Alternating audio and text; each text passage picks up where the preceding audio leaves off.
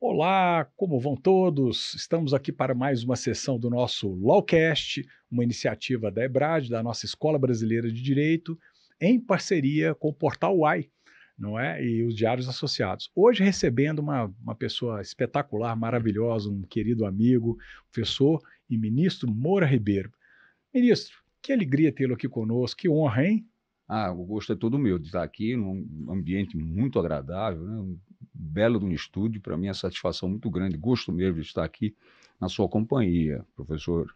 Satisfação ter aqui, É estar isso aí, aqui. excelência. Obrigado Olha, do convite, da lembrança do meu nome. não, para nós é que é uma honra, uma alegria muito grande tê-lo aqui conosco e aprender um pouquinho, não é? Vamos ver, Um né? pouquinho, né? Um pouquinho como um jurista de escola, uma das maiores autoridades em direito no Brasil, não é? E que traz aqui as maiores novidades que estão aí purulando, né? Nas decisões do STJ e, enfim, no mundo jurídico em geral. É muita gentileza sua, né? Muito obrigado. Não, não é gentileza nenhuma, né? Uma honra, viu? Obrigado. E aí, excelência, o que o senhor conta para nós, assim, das novidades que estão acontecendo aí hoje no mundo jurídico? Quais os casos, assim, o senhor tem algum caso, assim, relevante que o senhor acha que seria importante a gente tratar? Recursos repetitivos, eu sei que o senhor ocupou agora há pouco uma função muito importante na ouvidoria, então temos muita, né, muita questão aí importante para ser analisada, né? Professor João Batista, né? O Superior Tribunal de Justiça é um tribunal que fala, em última palavra, o direito infraconstitucional, que é o direito que interessa às pessoas. Agora, no artigo 105 da Constituição não fica bem esclarecido essa função dele, se é um tribunal de cassação, como a gente tem na Europa, né?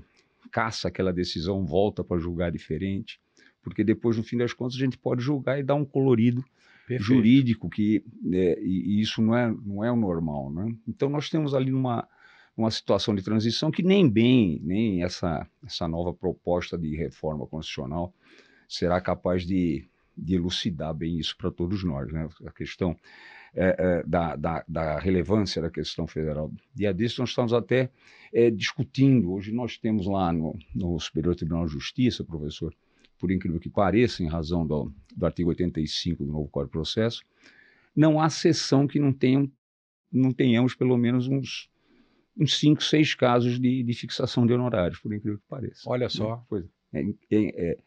É interessante ao mesmo tempo se ver que é um desassossego que nós temos no mundo jurídico a respeito dessa fixação de honorários. E é um assunto extremamente delicado, muito sensível. Que é a questão da majoração, né? Exatamente. E até quando, né? Porque se de um lado o código fala em resolução, solução de mérito, de outro lado nós temos situações que há uma impugnação de valor da causa, a parte não recolhe, e aí como é que fica isso, né? Ele perde a causa, há uma extensão do processo por falta de desenvolvimento válido e regular do processo, e em razão dessa situação, os honorários são fixados num valor altíssimo, processo que nem se movimentou. Muito recentemente nós tivemos um caso desse lá na terceira turma, e eu fiquei vencido junto com a ministra Nancy Andrighi. Nós temos, a corte se manifestou a respeito desse assunto, dizendo que efetivamente os honorários vão ser fixados entre 10% e 20% do valor da causa. Mas ao mesmo tempo ela quer solução de mérito. E tem situações como essa que não há solução de mérito. Sim, porque aí se trata de pressuposto de admissibilidade, né, e não chegar a entrar no mérito. Né? Nós tivemos um outro caso também a respeito de custas, muito interessante nessa situação. E aí foi a ministra Nancy, o colega, né, lá de primeira instância do Rio de Janeiro, mandou recolher as custas no valor que ele entendeu que devia ser o valor da causa. Que mandou até o contador dizer qual seria o valor da causa. Quem tem que dizer o valor da causa, se ele não está feliz, é ele, juiz, e jamais o contador pode. Mas, de qualquer forma, foi assim. E foi fixado o valor da causa, no montante lá que o juiz fixou, e mandou recolher, ele não recolheu, a parte não recolheu as custas. E aí, que sanção se dá a essa hipótese? Né? Vai extinguir o processo, não vai. Há tempos atrás, quando eu era juiz de vara, o que se fazia era, não recolheu, pura e simplesmente tira uma certidão e manda lá para o Estado, extingue a execução. Né? A ministra Nancy entendeu que havia de pagar sim, teria que ser condenado ao pagamento daquilo, tinha que pagar. Mas acabou vencendo a tese apertada por 3-2, na divergência do ministro Belize, dizendo exatamente isso que nós estamos conversando aqui, né? Ou seja, se a parte, ele não pode ser, ele pode ficar quieto, pura e simplesmente a parte podia ficar quieta, eu não vou recolher coisa alguma, não há como constrangê-lo a isso. Mas são situações engraçadas, né? Porque nós vivemos, né? Já no preâmbulo da nossa Constituição, a gente sabe que vive uma sociedade fraterna, né? Ou vale dizer, uma sociedade sustentável. Uma sociedade sustentável é aquela ideia de que praticamos ações hoje para o futuro das nossas gerações, dos nossos netos, bisnetos, etc. E isso tudo está muito bem mencionado na nossa Constituição Federal, tanto no artigo 1º como no artigo 3º da nossa Constituição. O princípio da dignidade da pessoa humana, cidadania, o direito a ter direitos, né, porque essa compreensão... O próprio caput do 5º, né, direito à vida. Todo, perfeito, né? O princípio da igualdade. Direito à vida, então nós estamos com problemas de medicação fortes lá no STJ. E nós vamos encontrar todo esse arcabouço da nossa Constituição já estão plantados de há muito, né, nas conferências internacionais que nós tivemos, Rio 92, toda na Agenda 2030, está tudo sedimentado, e na nossa Constituição, curiosamente, está sedimentado exatamente isso. Né? Ela foi precursora nesse sentido, né, ministro? Engraçado isso. Muito se critica a nossa Constituição, eu acho uma Constituição muito boa. Sem dúvida alguma. Embora ela realmente seja um tanto quanto casuísta e às vezes tenha entrado muito em detalhes, regulamentações que poderia deixar para a lei ordinária ou lei complementar, mas no seu arcabouço, né, central, eu entendo que é uma Constituição muito boa. O que a gente precisa agora é perseguir o cumprimento dela. Né? Ela é muito, né, nessa ideia de dignidade humana, tudo se irradia de lá, né? E nós vamos encontrar isso em vários pontos. Primeiro, terceiro, 170, né? Livre iniciativa. Livre iniciativa, né? Mercado. Livre concorrência, então, mercado, mas ao mesmo tempo a questão do emprego, né? Exato. Nós estamos falando, quando a gente fala isso, a gente fala que nós somos adeptos do capitalismo. A nossa Constituição é adepta do capitalismo. Mas um capitalismo humanista, responsável, né? Um capitalismo com responsabilidade social. Que tenha perfume, né? Que tenha alma, né? Capital que tenha alma. Nós temos aí coisas interessantíssimas acontecendo ao redor deste tema sistematicamente. Nós temos coisas assim, nós estávamos conversando ainda há pouco, né? Agora mesmo, né? Sobre recuperação judicial, nós temos situações que são muito engraçadas lá. Engraçadas que eu digo no aspecto do aspecto jurídico. Que a lei não tem solução para tudo e é o judiciário que tem que solver. Aí, nesses casos, né, Excelência, na lacuna da lei, né, no vazio, né, é que cabe a questão da interpretação, né, que às vezes as pessoas se confundem. Né? Eu, por exemplo, sou adepto do princípio que não cabe ao Poder Judiciário fazer a lei, não é? Sim. Cabe ao Poder Legislativo, pelo artigo 2º, 44, 48, que dão atribuições muito bem delimitadas, mas há situações em que a situação fica vaga, não é? Ou fica lacônica e comporta várias divergências. E aí que é o principal papel, tanto do STJ no âmbito infraconstitucional, quanto do Supremo no aspecto constitucional. Não é? Perfeito, né? E como é difícil, né? Quando a gente tem que fazer súmula, como é difícil a gente redigir a súmula, né? Porque ela tem que captar aquele sentido. Ela não pode deixar buraco, né?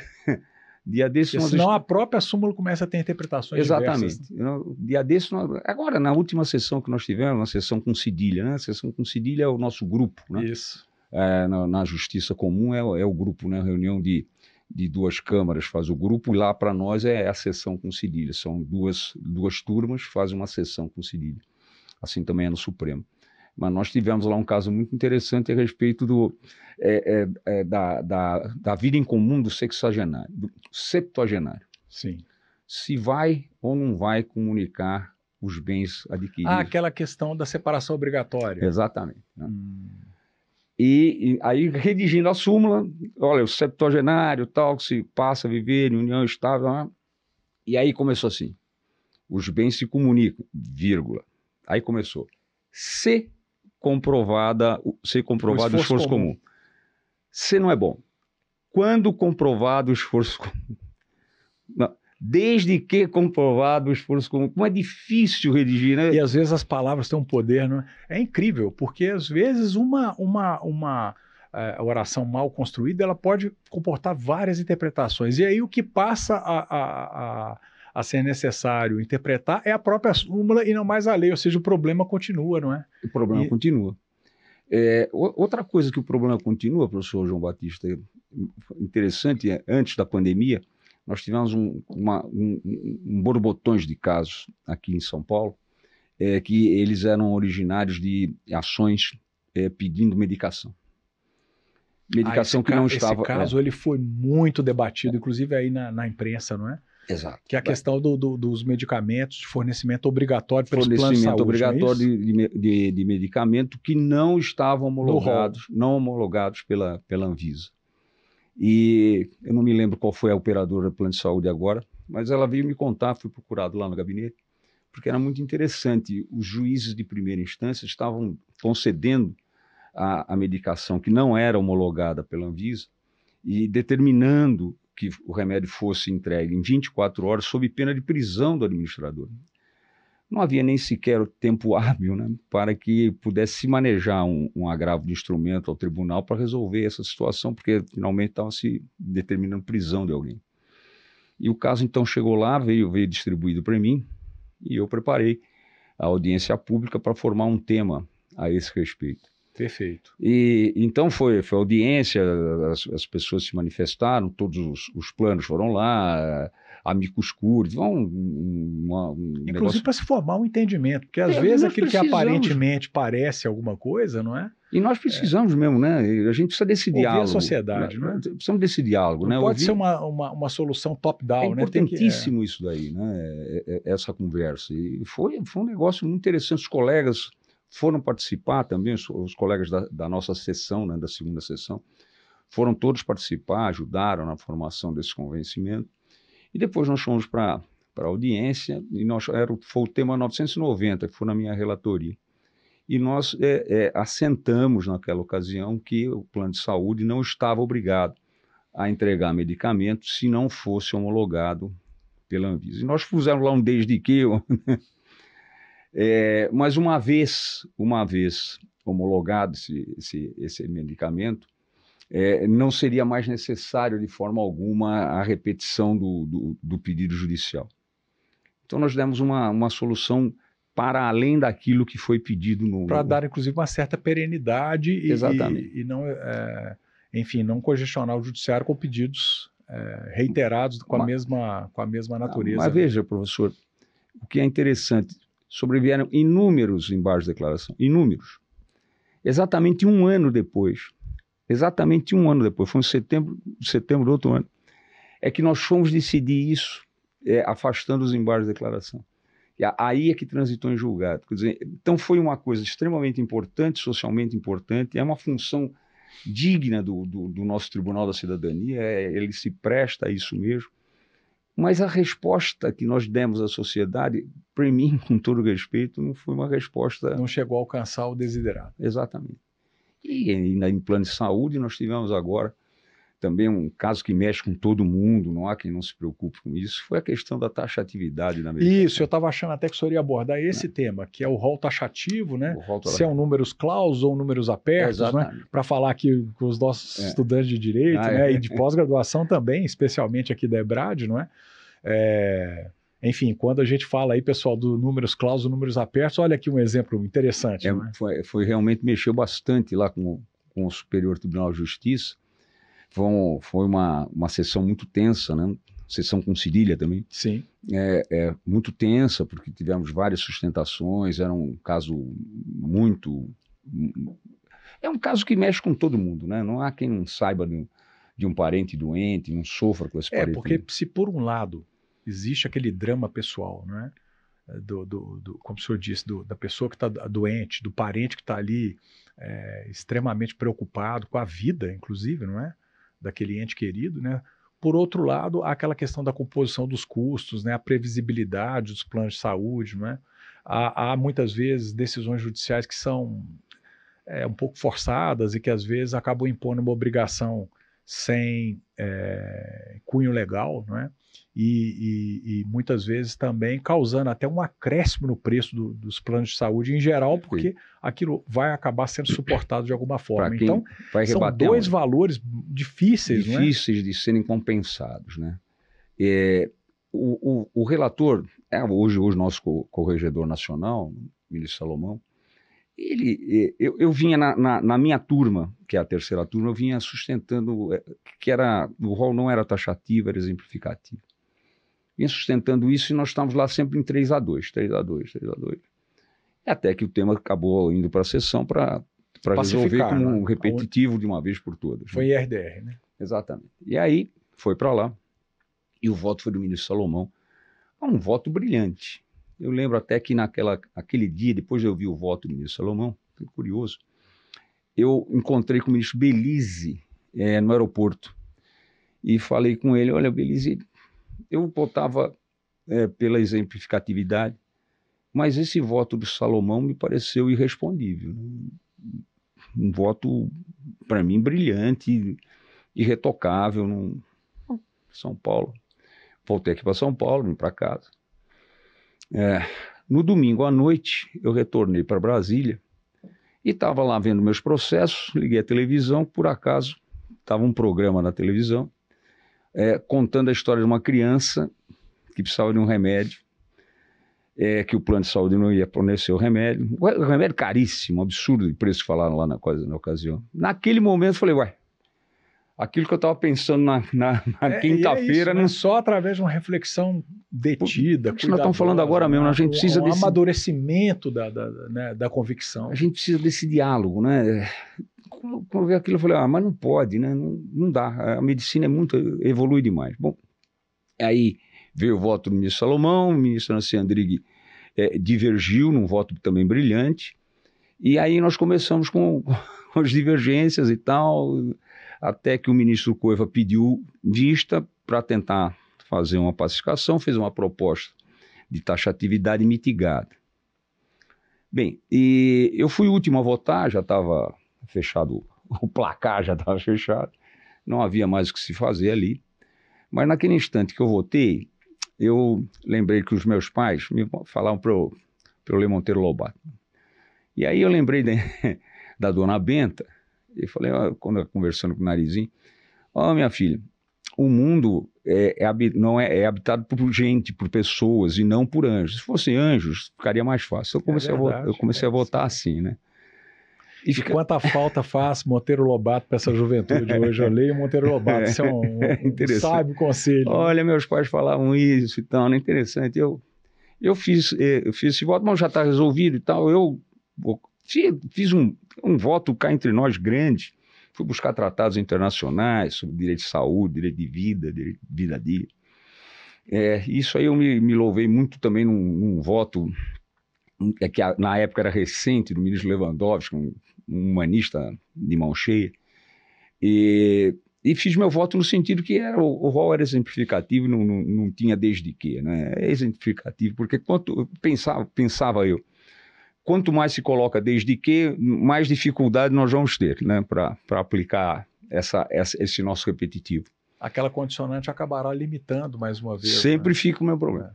E agora, muito recentemente, todos sabem, veio uma lei antes das eleições, foi promulgado, do nosso ex-presidente, promulgou, dizendo que o rol é exemplificativo desde que. Então agora nós estamos... Voltou para a solução da súmula. Então nós estamos num impasse. E esse condicionante, apenas uma curiosidade, qual era essa condicionante?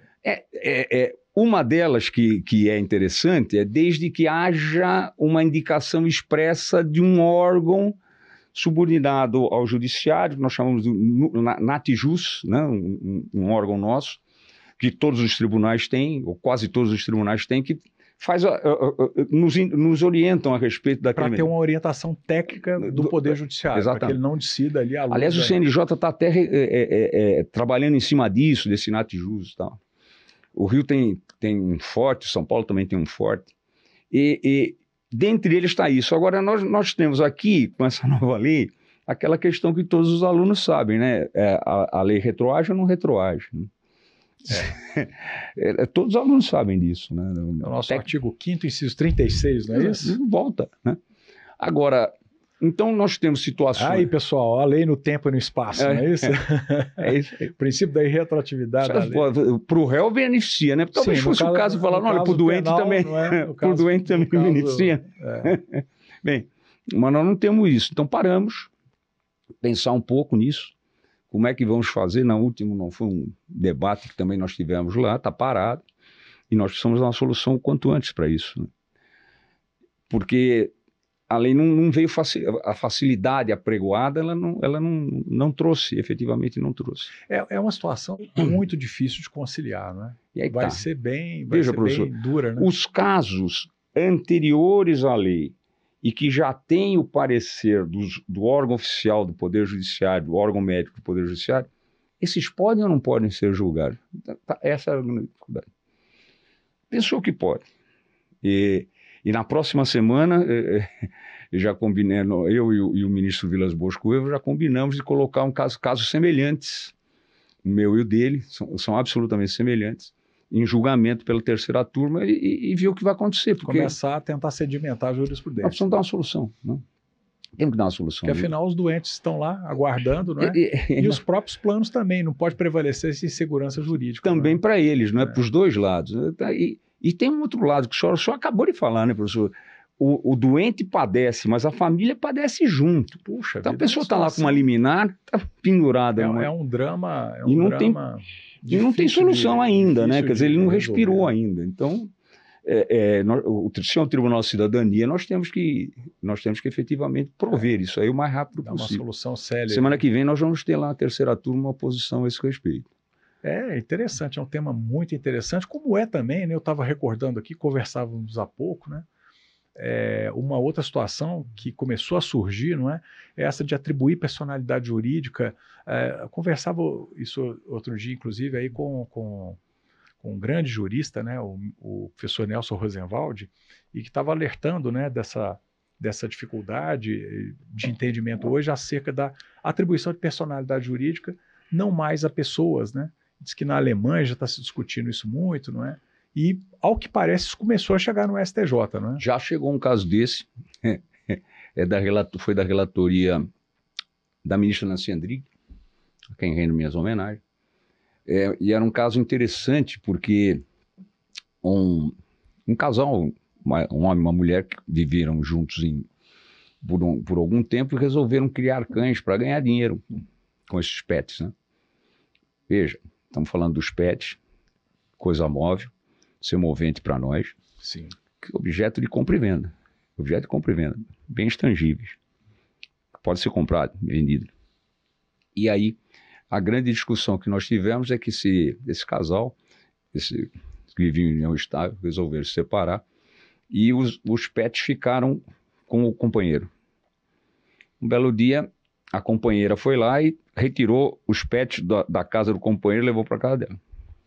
4 anos e 7 meses depois, ela resolveu pedir pensão alimentícia para os cães. E a ministra Nancy Andrighi, num belo estudo, fixou um prazo de prescrição para essa pensão de 20 anos. O ministro Vilas Boas Coelho, que tem doutoramento na Alemanha, fez um grande jurista, né? Maravilha. Fez um estudo espetacular, falou, não, prescrição, no caso era de 5 anos. E o ministro Belize pediu vista. Porque estávamos, nesse caso, a discutir a prescrição. Só a prescrição. E não o direito em si. Né? O mérito da coisa está beirando o mérito, né? Prescrição também é ali, né? Estão discutindo, já prescreveu esse direito postular, não prescreveu esse direito postular. Bom, o ministro não se afastou, dizendo que não havia prescrição, foi um prazo amplo. Também o ministro Vilas Boas Coelho afastou também, um voto maravilhoso, ele foi buscar doutrina de estrangeiro, espetacular. E o ministro Belize pediu vista. E eu já estava cismado quando li a inicial e quando vi a discussão que se travava, eu imaginava assim, como o ministro Belize apresentou o voto dele, no sentido de que não se podia nem falar em obrigação, porque houve a tradição da coisa móvel, por ato violento ou não, o fato é que saiu da posse do companheiro e foi para a casa da companheira. Então, para se falar em prescrição, nós vamos saber se você tem obrigação antes de mais nada. É porque a questão passa, inclusive, se é processual, né? Exatamente. Se o pedido é juridicamente possível ou não, né? Porque a prescrição já é uma prejudicial de mérito, né? Mas teríamos que analisar previamente o pressuposto processual, como é matéria de ordem pública, poderia ser tem de obrigação plano, né? ou não tem obrigação de pagar? Se é possível, né? Pois é. Alimentos a coisa, né? A reza e não a pessoa. Né? É extremamente delicado, né, professor? Eu, porque por exemplo, a gente fui criado no meio de cachorro. Eu tenho em casa. Alegria, né, de cachorro. Eu tenho em casa, a gente se afeiçoa muito mesmo. E né? como, né? A gente sofre quando o bicho está doente, quando faz falece, parte da família mesmo. Faz parte, né? Está sempre ao lado da gente e tal. E é delicada essa situação. Realmente, para nós lá, é difícil isso daí, né? É o campo afetivo e o campo jurídico, né? Aí que a gente precisa de... E aí foi 3-2. Veja, foi apertado, né? Nós entendemos que não havia nem sequer a obrigação, por 3-2. Então prevaleceu o sentido do pedido de ser juridicamente impossível, né? Não se havia sequer de cogitar de haver prescrição ou não. Exatamente, nem se discutiria prescrição. Né? É interessante. Mas são coisas... E a desse também teve lá na mão do ministro Vilas Boas Cueva, coisas que... E aí a gente passa a pensar qual a relevância da questão federal nisso. Uma pessoa tinha um cachorrinho no condomínio. Sim. Pronto, né? Chega lá alguém mais nervoso, fala, não quero cachorro aqui, não pode, o regulamento interno não permite, né? E começa a discutir. E essa matéria vai ao Superior Tribunal de Justiça. E agora, já que nós estamos falando de uma mudança constitucional, de relevância da questão, o que se entende por efetivamente relevância? É porque me parece ser um tanto quanto subjetivo esse critério, né? Não é? Então, nós temos o único critério objetivo até agora que nós temos na lei são os 500 salários mínimos, o valor da causa. Mas é que a parte pode ir ao Superior Tribunal de Justiça desde que corrija o valor da causa, aumentando o valor da causa, para poder passar dos 500 salários da época do recurso especial. Então, veja, professor, é objetivo e não é. Eu acho que a pessoa fica, no fim das contas, a pensar, será que vale a pena aumentar esse valor, pagar mais custos? E as custas no Brasil, ontem eu estava com o presidente do Tribunal de Justiça de São Paulo, está fazendo um projeto de lei para aumentar o valor das custas, né? Atualizar o valor das custas. São baratíssimos. Ele estava me falando o quanto paga para um agravo. É barato, realmente é barato. Mas também é difícil esse tema, né, da justiça ser gratuita para todas as pessoas ou não ser gratuita. Tem que pagar alguma coisa. É outro tema delicado, não é? Porque ao mesmo tempo que a gente tem aí a questão social, né? O que é barato para um, às vezes é caro para outros, então você acaba limitando o acesso ao judiciário, mas por outro lado, o judiciário tem que se custear, não é? Pois é. Porque senão toda a sociedade às vezes acaba pagando por uma litigação exacerbada, não é, desmedida, às vezes movida por capricho, não é? O ministro Marco Buzzi, que é um craque na questão dos métodos alternativos de solução de conflitos. É um grande mestre, viu? O ministro Buzzi aqui, reitero aqui ao vivo e no ar, não é o convite para fazermos aqui exatamente esse mesmo bate-papo e desenvolvemos aí um projeto de mediação. Ele é um craque nesse tema, né? Realmente é um craque. E ele tem várias posições, é muito interessante a visão que ele tem. Olha, fazer conciliação se faz em qualquer lugar, faz na farmácia, faz no shopping, faz onde for mais acessível para as pessoas. E a respeito de mediação, hoje, nessa alteração legislativa que nós tivemos na recuperação judicial, hoje a possibilidade desses métodos alternativos de solução de conflitos são extremamente bem-vindos. Nós tivemos exemplos maravilhosos, o ministro Buzzi pode até falar, a Oi foi um exemplo sensacional de conciliação que deu um resultado espetacular, né? Saindo daquele litígio tradicional que a gente conhece, que também ter esse outro lado, né? O ministro Marco Buzzi fala, entrar no judiciário é fácil, né? Porque as faculdades estão aí, as universidades estão aí para O demonstrar. amplo acesso, né? A sua universidade, eu passei agora mesmo, vi o escritório jurídico, uma maravilha. Exatamente, né? o nosso núcleo de prática jurídica. Atende com brilhantismo, né? Os estudantes têm vontade de trabalhar nisso daí. A gente nota, né, que o esforço deles de prestar o melhor serviço e o próprio esforço da instituição em prestar o melhor serviço. O problema é sair do judiciário. Né? O problema que nós temos de liquidação de processo, cumprimento de sentença, valor, para mim, eu acho que nessa mudança que nós tivemos no novo código, eu acho que nós deveríamos ter só uma coisa, porque se eu fui condenado, pelo menos eu imagino que eu saiba fazer o cálculo que eu acho que eu devo. Então, eu acho que isso, se eu sei fazer o cálculo, eu deveria estar aqui, está pago, não é depositar. Ah, sim. Eu estou depositando para pagar, está aqui, pode levar. Se for mais, depois o senhor explica. O senhor diz que é mais, não é? E a gente poderia fazer até aquele 745 do velho código, né? Aquela mudança, né? Aquela mudança hoje também tem no novo código, né? É 745A, né? Tem um novo código, também tem. Se tiver alguma diferença, como faz na consignação em pagamento, né? Se discute só tá aqui, eu acho que eu devo não isso. é integral. Se ele faz a impugnação, fala, não é 100, é 120. Opa, tá aqui, né? Complemento. Porque não é... As discussões que nós temos a este respeito são impressionantes. Fica mais ou menos como Tostines, né? É mais fresquinho, porque vende mais porque é mais fresquinho. Não acaba. Causa e efeito, né? Não acaba, professor, não acaba. E isso é muito ruim. O judiciário fica com uma imagem ruim, porque não acaba o processo. E aí nós vamos para os precatórios das mesmas condições, não acaba nunca. Né? Isso é muito ruim para a imagem do judiciário. É o chamado princípio da efetividade, não é? Exatamente. Se a gente não consegue ser efetivo, aí acaba que há descrédito. Então, mas o senhor está tocando em aspectos aí extremamente relevantes, não é? Métodos alternativos de solução de conflitos, como, por exemplo, a própria mediação, nós nos preocupamos muito com isso, inclusive ensinar aos alunos, né, de como eventualmente buscar a via extrajudicial para não ficar assoberbando o judiciário a todo momento e por tudo, não é? E mesmo quando nós tivemos um projeto, ministro Moura Ribeiro, muito interessante com o Tribunal de Justiça de Minas Gerais.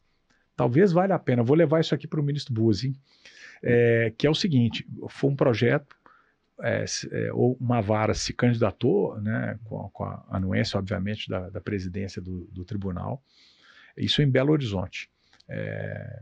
E o juiz, na audiência inaugural, né, propunha conciliação, tentava ali de todas as formas. Não sendo obtida, ele também oferecia às partes a possibilidade de uma arbitragem.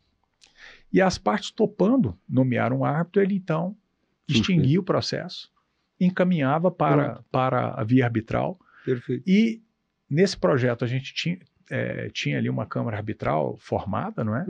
As partes então acabavam ou se compondo, né, ou se submetendo àquela decisão arbitral, porque entendiam que justamente por conta desse trâmite, às vezes, longo, não é? E havendo ali órgãos técnicos capazes até de auxiliar e de apoiar, como, por exemplo, questões de engenharia, de vizinhança, perfeito, como o senhor bem colocou. E foi um sucesso absoluto, não é? O Tribunal de Justiça, inclusive, publicou os resultados e foi, assim, assombroso, né? O quão produtivo foi esse projeto. Muito agradável, viu? Uma mensagem dessa. Isso é impressionante. Eu depois faço questão de levarmos lá ao STJ essa experiência, né? Muito legal mesmo. E parabenizar o Tribunal de Justiça de Minas Gerais por essa iniciativa. Sem dúvida, puxa. Olha que bacana. Quer dizer, ainda há uma possibilidade de a gente tentar alguma solução que não seja a solução adjudicada, né? Claro, assim, o Poder Judiciário ele é de suma importância, não é?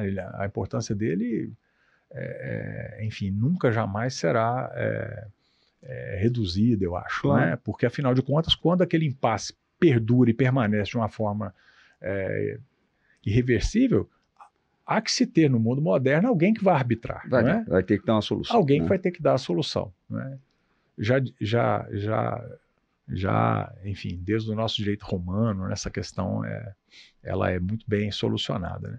Mas se você pode, eventualmente, né, adotar um método que elimine aquele conflito, né, que traga menos gasto para o poder público, que traga mais agilidade, mais efetividade, né, e as partes consentindo, por que não? Está Né? capaz para essas pessoas, né? Porque suportar uma demanda, eu também já tive que me socorrer do judiciário, né? E é horrível socorrer do judiciário, com todo respeito, né? Porque Por mais que eu seja da casa, né? aquele princípio, né? Aquela dualidade entre a celeridade e que é necessária, mas é a segurança jurídica. Exato. O princípio da efetividade, ele tem que conciliar as duas coisas, né? O processo ele tem que ser seguro, não é? Não pode atropelar ritos, cercear a defesa, né? Impedir recursos cabíveis, né? Mas, ao mesmo tempo, ele tem que ser efetivo, porque, como o senhor disse, se não acaba, não é? Acaba havendo um descrédito no próprio Poder Judiciário. Pegar seu gancho aqui, essa questão da segurança jurídica muito preocupa o STJ. Segurança jurídica para a gente ter um rumo a seguir, né? Essa questão das súmulas, nas recuperações, né, no direito empresarial, o reflexo disso, dos nossos julgamentos, são extremamente interessantes. Nós lá na terceira turma vínhamos no voto condutor do ministro Belize, nós vínhamos entendendo que se estamos falando de uma sociedade fraterna, uma sociedade sustentável, era possível a classe dos credores que tinham crédito com garantia real, as hipotecas, era possível que eles, pela maioria, pela somatória dos seus votos, constrangessem um renitente a abrir mão da sua garantia real em prol desta coletividade para tocar a empresa. E ficávamos em 3 e nós perdíamos no voto do ministro Cueva e no voto da ministra Nancy. Então, nós estávamos entendendo que era possível, a quarta turma entendia que não era possível isso, né? Até tem várias questões que se pode colocar, né? De um lado, nós colocamos essa questão de uma sociedade fraterna. Se nós vivemos uma sociedade fraterna, é bastante razoável, então, que os irmãos se entendam e deem a mão aos outros para crescer essa empresa, de uma vez soerguer essa empresa. De outro lado, nós temos um mercado que fala, olha, enquanto eu tenho garantia, eu sei que eu vou buscar o meu dinheiro. É o crédito privilegiado, não é? E se não for isso, os juros vão às estratosferas. Sim. Se aquela garantia acaba não prevalecendo, não é? E a preferência na ordem, né, do recebimento. Pois é. Veja, professor, são duas posições... são valores importantes, né? Sustentáveis, né? Eu entendia que era possível sim, né? E se era um plano bom para o senhor erguer a empresa, para voltar a ter vida, respirar, né? Então, que se isso seria viável. Mas, que é o plano apresentado pelos credores, né, em assembleia. Os próprios credores, com garantia hipotecária, abriam mão. Um ficava renitente. Não vou fazer isso. Eu quero meu crédito. Né? E nós entendíamos lá na terceira... Deveria de prevalecer a maioria. Apertado 3-2, né? E lá na quarta também era apertado a posição contrária, né? Não pode, não vai abrir mão de garantia real desde os romanos, fala nisso, né? Não se brinca com garantia real. Bom, em suma, foi lá para a sessão com cedilha, né? Para fazer o repetitivo, e acabou vencendo a tese de que ele não, de forma alguma, poderia se abrir mão da garantia, porque a garantia real era a que tinha que prevalecer e tal, que esse ajuste forçado não poderia ser admitido. Eu continuo, eu fico vencido, mas não fico convencido com isso. Mas, evidentemente, é um tribunal de precedentes e é assim que nós vamos tocar em razão da segurança jurídica. Né? Em razão da segurança jurídica. Eu vejo aí realmente uma importância muito grande desse debate, dessa reflexão, e como professor de direitos reais que sou, não é? Enfim, tem aquela, como o senhor disse, né, aquela questão que o direito real, o direito real de garantia, né? Jus in re aliena, é um direito sobre coisa alheia, né? Exatamente. Ele acaba por grudar, aderir naquela coisa, né? Aquela coisa passa a ter uma característica que leva consigo aquele gravame, né? Então eventualmente é essa questão que deve ter sustentado aí, né? A maioria, no sentido de que ao abrir mão do direito de garantia, estar-se-ia afetando até mesmo a parte do direito da propriedade. Exato. Né? Mas é interessante isso, né? Que são dois valores muito... Por outro lado... valores sensíveis. Né? O princípio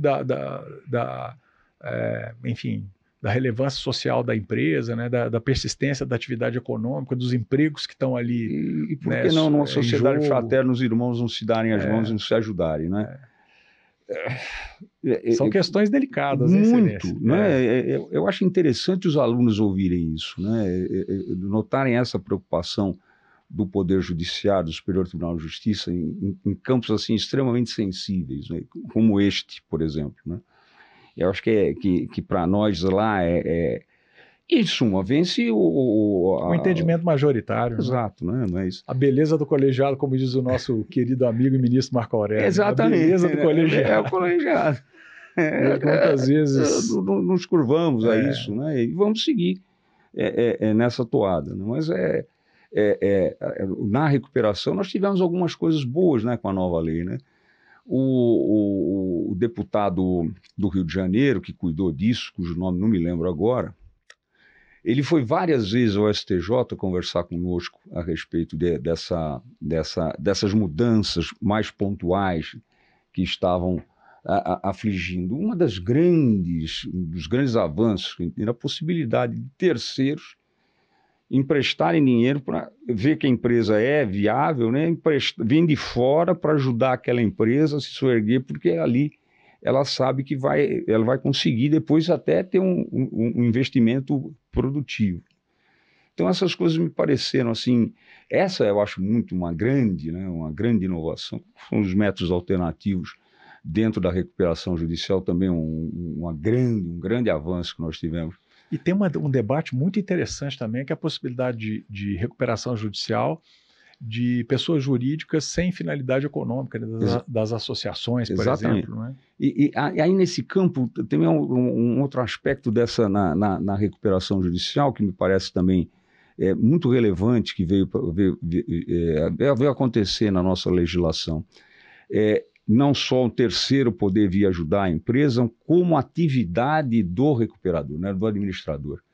O administrador hoje não é uma pessoa mais parada, né, ao contrário. Né? Então, aqueles que trabalham no ramo, hoje eles têm que ter contadores, peritos, engenheiros, né, para mostrar ao juiz... É uma equipe de prestação de serviço. É uma equipe que está atrás do juiz, né?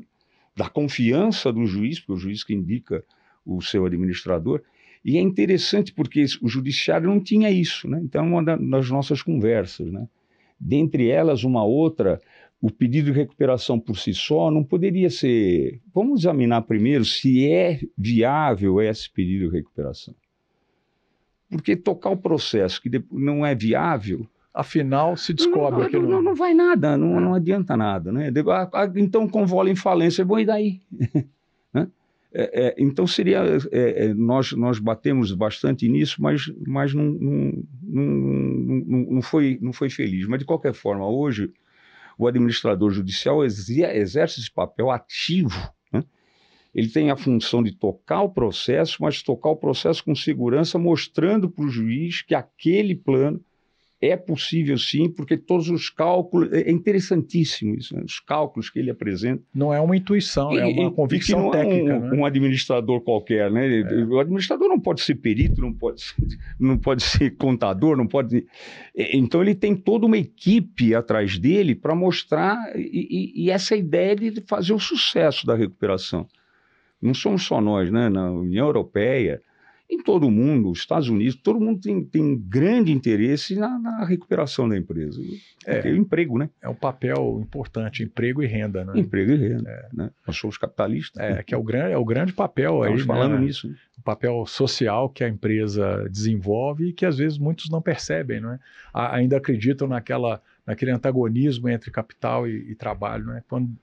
na verdade, devem andar de mãos dadas, né? Porque um não vive sem o outro. Sem dúvida. E se a gente for mais longe, né, nós vamos hoje falar nas transnacionais, né? Como é que fica isso? Qual é o papel na transnacional? Ela não se submete a regramento, ela vai para onde é melhor para ela o regramento. Sim. Aquela questão dos paraísos fiscais. Exatamente, né? Então ela vai buscar, ela quer, e é muito justo que ela queira o lucro, sem dúvida alguma. Não tem dúvida, né? Isso que tem que ser mesmo, né? Porque tem que ter lucro para poder dar emprego. Sim. Agora, ela vai para onde ela quer, né? Onde é melhor para ela, e não há no mundo ainda um foro para resolver essas coisas, não é? Nós temos muitos tratados, principalmente no campo trabalhista, nós temos inúmeros tratados a respeito de garantia de emprego digno, mas nós não temos que porta bater no campo internacional. As convenções da OIT, né? Quem é que vai resolver essas coisas que nós estamos vendo aí acontecer.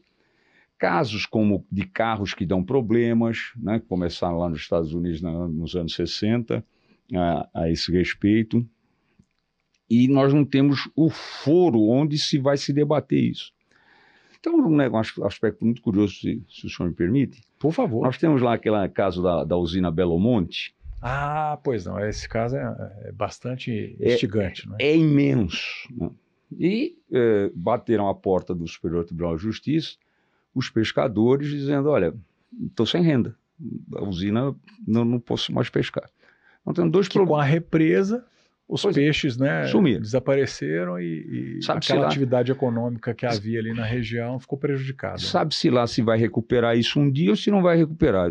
O que está em jogo, por enquanto... O que eles estão dizendo é que nesse momento não tem como exercer atividade. Eu não consigo sobreviver, não tenho dinheiro. Não ganho dinheiro mais. Então eles teriam que provar que são pescadores.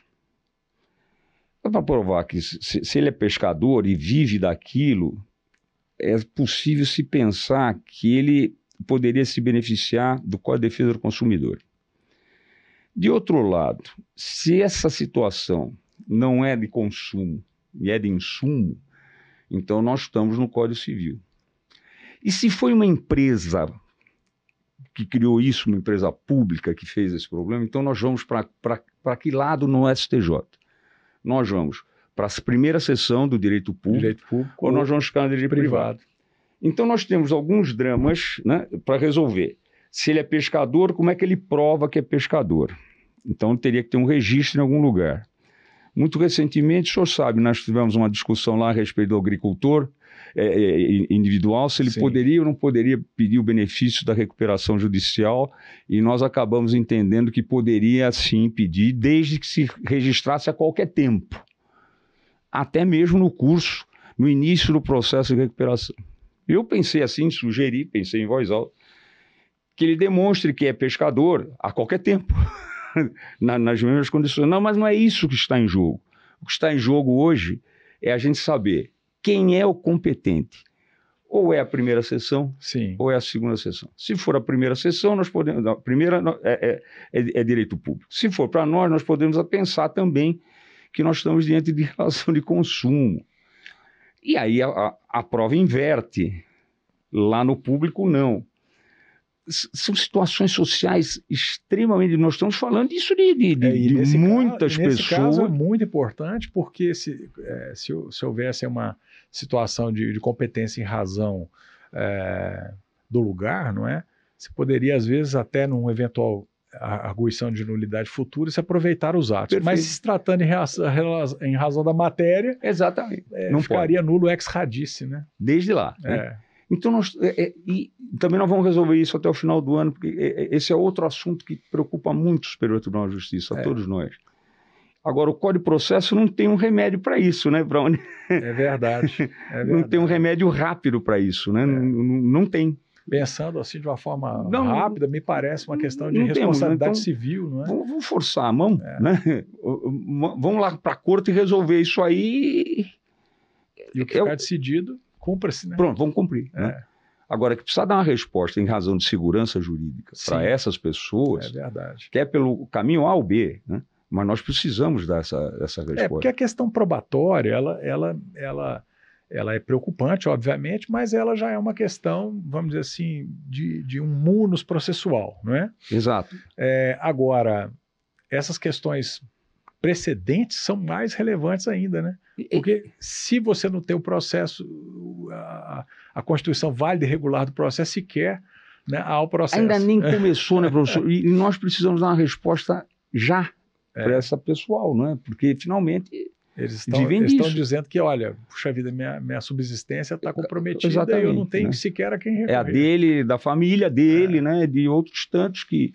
Esse campo, o senhor cuidou de umas coisas muito interessantes, e outra coisa que me parece, não sei se chegou ao STJ ainda, se a relação de um titular de uma rede social com aquele aplicativo ou aquela rede social é uma relação de consumo. Porque o que muitos sustentam, as redes, né? Não, eu não cobro nada pelo login, pelo canal do YouTube, etc. Então, não seria uma relação de consumo. Só que o STJ já tem uma jurisprudência muito interessante, dizendo não se trata de uma remuneração, não é? Se trata de ser uma relação de consumo, basta que o fornecedor, né, usufrua, né, uma remuneração, ainda que não seja do usuário, né, através da publicidade, né, através dos próprios dados que são fornecidos, porque hoje o dado do usuário talvez seja o mais valioso, né, para uma rede social. Sem dúvida. O número de usuários, porque isso tudo, com isso, ela consegue, obviamente, oferir renda e receita, né? E, por outro lado, uma coisa que tem me preocupado muito são as redes sociais, de uma forma unilateral e muitas vezes sem sequer dizer o porquê, extinguir a conta da pessoa ou aplicar uma penalidade assim, o assado, ao fundamento de que feriu uma política da rede, não é? Isso me parece algo. Se até as decisões judiciais do nosso 93 no ano têm que ser fundamentadas, né? Imagine um lado ter a possibilidade de unilateralmente suspender o serviço e romper o contrato, né? Isso me parece, de certa forma, muito grave. No caso do Rio de Janeiro, que voltou para nós, e que é muito, mas muito sensível, muito sensível. Essa ideia de que não, eu só colho a notícia e divulgo a notícia, não sou eu que faço a notícia. Sim, que é aquela questão se há um serviço de edição, eu sou apenas uma mediadora. Eu só faço isso. É um caso dolorido, professor, dolorido, de uma colega. Ela fez concurso para a magistratura e teve aquele ano houve um problema lá que talvez ela tivesse envolvida num problema lá, num ilícito do concurso da magistratura. Foi absolvida, não houve nenhum problema. Hoje ela é procuradora, é membro do Ministério Público do Rio de Janeiro. Coloca o nome dela no tal Google, então aparece aquele problema de 20 anos. Ela tem filhos, tem família, e isso roda, não é? E não há nada que diga que ela foi absolvida. Que eu fui pesquisar e vi que na Espanha, lá tem, numa situação como essa, na legislação, averba-se ao lado da notícia o desmentido da notícia. Eu fiquei isolado nesse meu voto. Nós não temos possibilidade, mas eu acho que a gente tem caneta para falar, porque senão a vida inteira colocou o nome dela. O professor voltou recentemente. Não há nada que vá reparar aquele dano. E não foi reparado ainda. Por mais que a gente tenha dado a ordem, para com isso, tira. E não sai. E por outro lado, assim, eu tenho me preocupado muito com essa questão, né, do nosso 220, que fala, né, da liberdade de comunicação, né, independente de licença. E agora, muitas vezes, a própria plataforma, e que não é feita análise humana, são algoritmos, né, que ficam detectando palavra A ou B, e aqueles algoritmos, então, decidem que aquela pessoa não pode mais dizer, ou então não, decidem que aquela conta fica suspensa ou cancelada porque, hipoteticamente, haveriam ferido a política da plataforma. Mas sem dizer aonde que foi ferido, por quê, não é? E a pessoa, muitas vezes, nós somos de uma geração que isso ainda não era uma realidade tão grande, mas muitos hoje vivem, não é? Tem atividade profissional fixada nas redes sociais. E como? E o judiciário está muito pequeno ainda para isso. Né? A questão da soberania nacional também me parece importante, porque se no país tal ou qual não é assim o regramento, mas aqui não é? Pois eles teriam que respeitar o nosso Código de Defesa do Consumidor. O nosso marco civil da internet é excelente. Exatamente. Né? Mas tem coisas como isso, né, que não se resolve, não conseguimos resolver. E a gente tem que se colocar, às vezes, no lugar dessa pessoa que está padecendo com isso aí, e parece que ela vai continuar padecendo, o que não é justo. Existem essas duas situações que o senhor tem colocou, indenização, né? tem isso, mas o nome fica lá.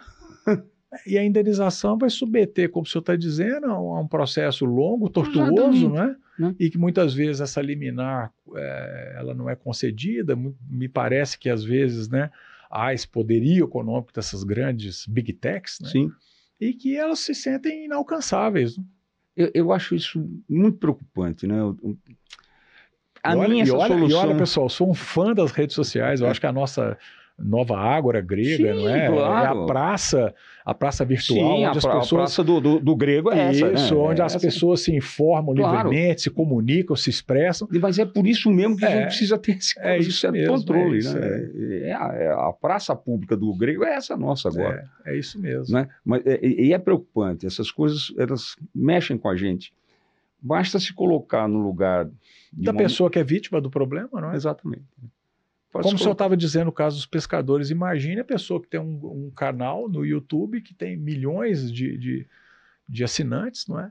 Que a receita advém daquilo, a plataforma vai lá e cancelou e se digna dizer o porquê. Exato. Eu tive um caso recente de um cliente, eu falei assim, mas qual foi a explicação? Não, eles sequer respondem. Não dá nem satisfação. Aparece e a gente não sabe nem onde é o endereço da... E aí vem aquela questão que o senhor está dizendo, mas como é que eu vou citar, como é que eu vou... Não tem sequer sede ou representação no país. Tudo que nós aprendemos a respeito de domicílio, né? Exatamente. Vai por água abaixo, né? Não tem domicílio, não precisa ter. A questão da competência, ela fica comprometida. Uma das coisas que me chamam a atenção, um belo dia eu tive um problema lá de uma liquidação, e a empresa imensa, que eu não vou dizer o nome, evidente, mas ela não tinha conta corrente. Onde é que ela vivia? Não tinha conta corrente, mas oficia o Banco Central, não tem conta corrente em lugar nenhum. Não é possível, né? Onde é que seria isso? Como é que...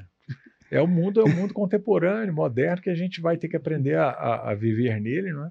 E, infelizmente, todas essas questões vão desaguar lá, não é? Porque são questões, enfim... Um caso que até hoje eu não me conformei com isso, se o senhor me permite, é um caso de uma mulher que tinha endometriose. Então, ela não poderia gerar um filho, a não ser por fertilização in vitro. A lei que cuida da matéria diz que os planos de saúde não estão obrigados a pagar a inseminação artificial. Perfeito. E o regulamento desta lei, feito pela ANS, ela põe a inseminação artificial como sendo reprodução. Pegou uma coisa mínima, porque a inseminação se faz em casa, não precisa de nada.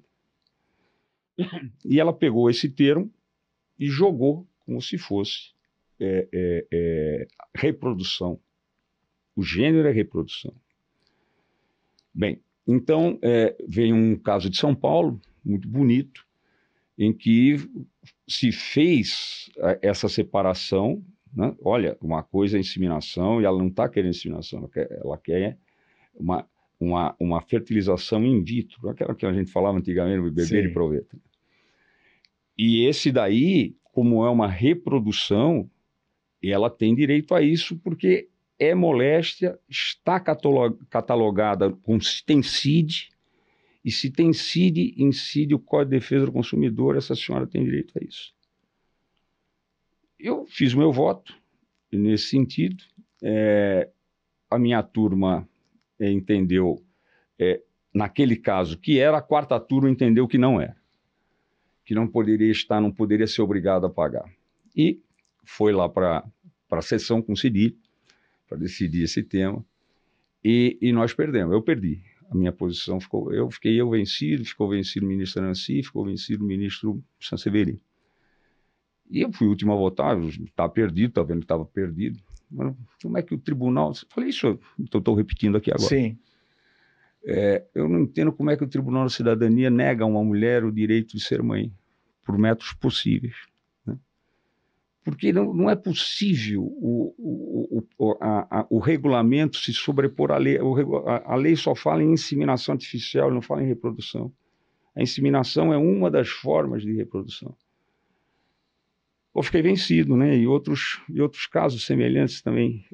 Esse daí me dói muito até hoje. Esse caso eu não esqueço. E é uma coisa que enfim, a gente tem se debruçado muito. São votos fortes, votos fortes, claro, né? São votos fortes, mas eu fui buscar tudo que é tratado internacional a respeito do direito da mulher e tal, a respeito disso. E não compreendi como é que o tribunal... Isso que eu estava dizendo aí é interessante, não é? Esse aspecto. Ele é mais transversal, né? E ele desborda para outras tantas situações, né? Que a gente lá na faculdade, né? Ou bom, aqui, né? aqui na faculdade aprendeu a chamada pirâmide de Kelsen, né? Onde vem a Constituição, a lei complementar, a lei vai ordinária, lá em cima e vem descendo. E depois as normas de hierarquia inferior, como os regulamentos, que devem operar sub lege. Exatamente. Né? Não pode o regulamento, a pretexto de regulamentar, passar por cima da lei. Não é? Então, essa questão também... Eu ainda acho que talvez esse tema um dia vá... Ele foi questionado, está no Supremo, vai para o Supremo. Eu não acho que o Supremo vai examinar isso aí, porque finalmente, ainda que seja, acho que a matéria é constitucional. Direito à vida. Exato. Né? Eu acho que o Supremo vai examinar isso aí, vamos ver como é o que vai acontecer. Né? O Supremo também ia ser chamado para falar sobre a taxatividade, né? Sim. Aí veio a lei. Parou. Né? Agora, então, me parece que vira uma questão de interpretação infraconstitucional da própria lei, né? Então, que antes havia lacuna, não é? Exatamente. E agora então está conosco, né? Devolveram a bola de volta. Pro seu campo, né? Perdeu. Eu acho que o superior perdeu uma oportunidade de resolver isso aí, né?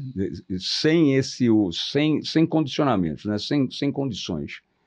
O que ficaria muito mais fácil. Mas veio a lei nessas condições e agora nós vamos ter que nos amoldar a ela. Né? É verdade. Temos que nos amoldar a ela. Debruçar novamente sobre o tema. Deitar olhos, vamos deitar olhos sobre ela de novo, né? Vamos lá. Olha, ministro Moura Ribeiro, tem alguma outra questão que o senhor acha relevante? Deixar aqui uma última mensagem aqui para os nossos, enfim, estudantes de pós-graduação e graduação aqui da nossa Escola Brasileira de Direito e as nossas instituições da Anima Educação, não é? Olha, primeiro a alegria, né? Quem é do mundo do direito sabe o quão interessante, o quão bacana é estar no meio da academia, estar no meio dos alunos, né? Ver os olhos dos alunos brilhando, né? Quando a gente está em aula. É muito interessante. Então, vendo uma escola preocupada com essa qualidade de ensino, para mim é muito, muito gratificante poder estar aqui nesse instante.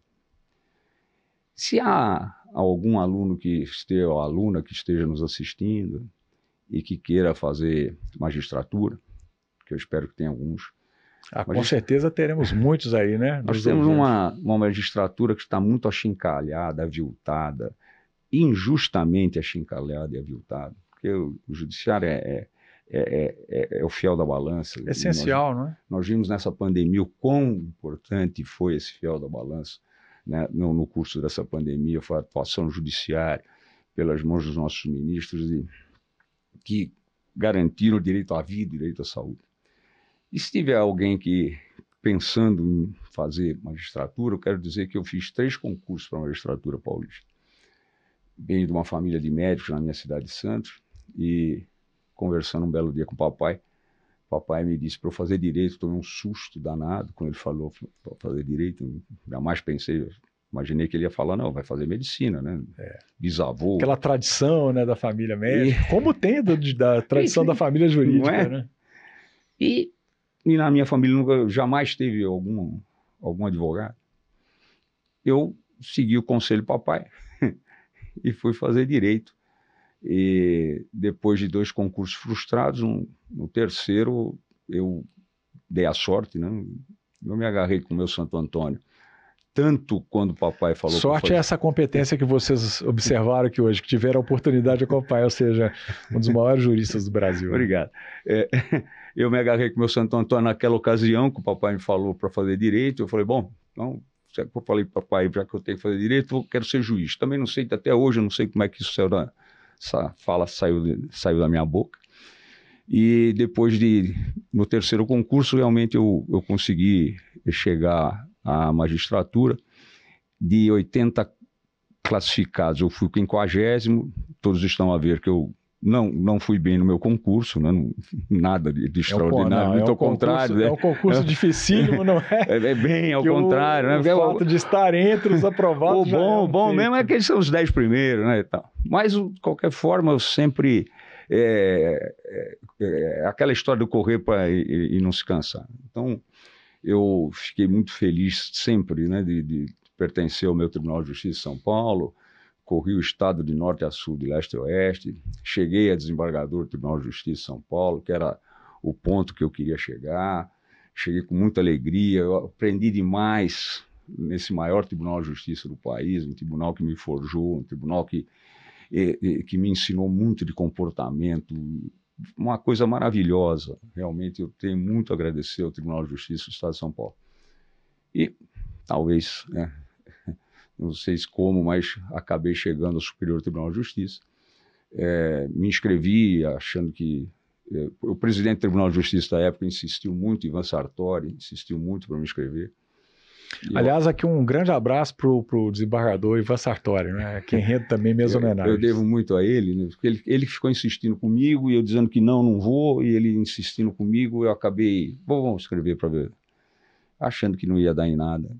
E eu tive essa surpresa imensa no primeiro escrutínio, de 30 ministros votando, eu tive 18 votos, né? Então, já a maioria foi... A maioria. Então, a maioria esmagadora. Foi uma coisa que eu levo no meu coração. Então, eu queria dar essa notícia aos estudantes, professor, que estão numa casa benfazeja de ensino, que se preocupem com isso. E aqueles que têm a pretensão de fazer magistratura, não desistam dessa pretensão. Realmente é muito bom, né? Eu advoguei bastante, ganhei dinheiro como advogado, mas eu não era feliz. Sua realização foi como juiz, né? A minha felicidade veio com a magistratura. A magistratura me deu tudo que eu tenho, né? Tenho minha família, tenho os meus filhos, hoje tenho um neto, que também é João. Um abraço aí, meu xará.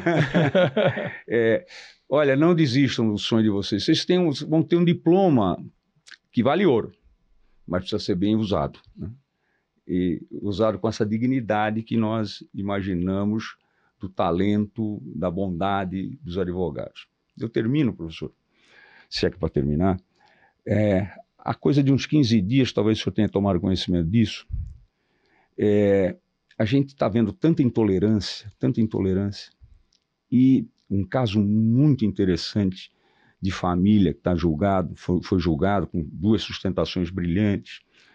Era um senhor que ficou casado um tempo, teve um bom número de filhos, depois se separou, passou a viver em união estável com outra mulher, teve um número de filhos e teve mais de uns filhos por aí.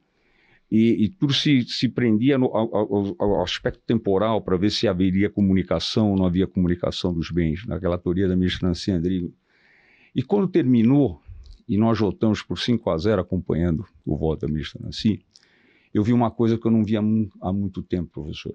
E eu sou de Santos, e lá em Santos a gente falava muito na família forense.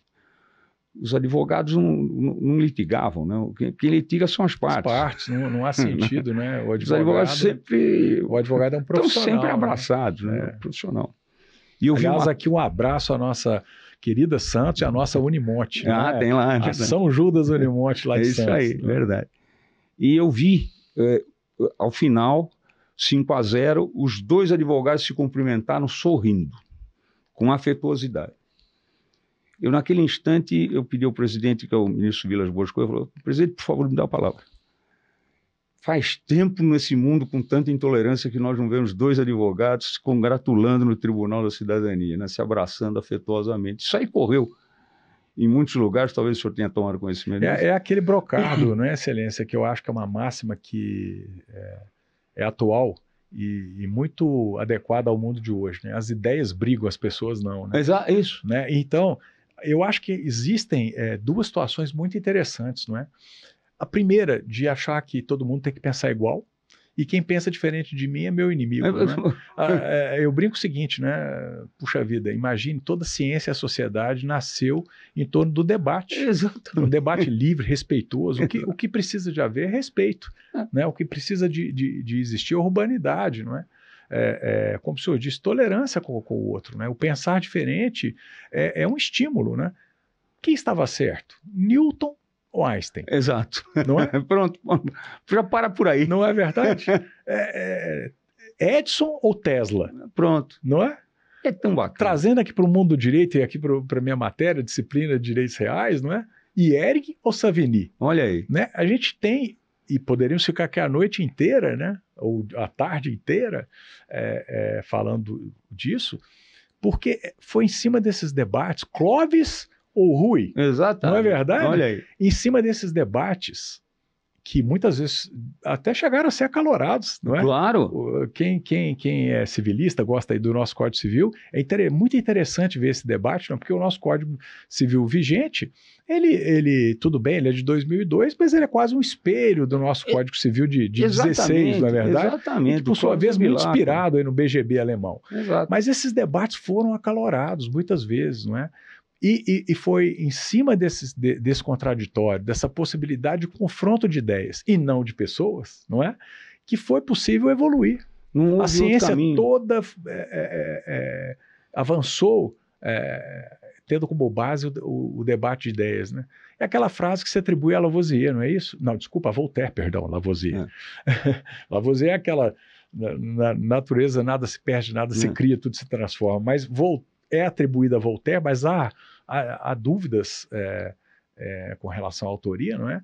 Que posso, como é que é a frase? Posso discordar de tudo que diz, mas vou lutar eternamente pelo seu direito de dizê-las. Exatamente. Né? Então eu acho que essa frase do senhor final, ela é lapidar. Tem uma coisa, quem é que falou um negócio desse jeito?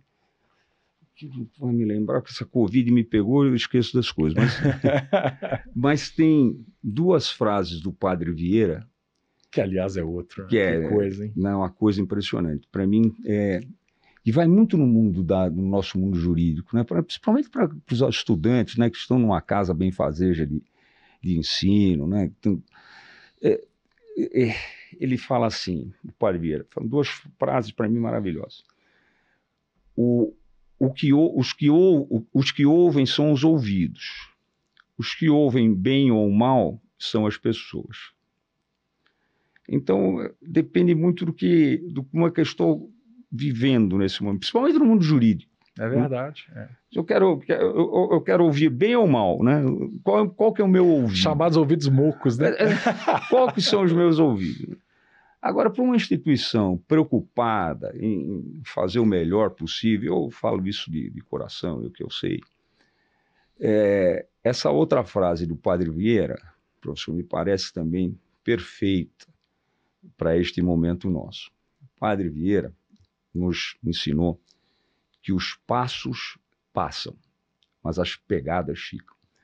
E quem está deixando as pegadas, isso é esse mundo que o senhor está vivendo aqui hoje, com os alunos, com a EBRAD, com a São Judas, preocupado na qualidade de ensino, preocupado em fazer uma gravação de um programa para debater ideias. Né?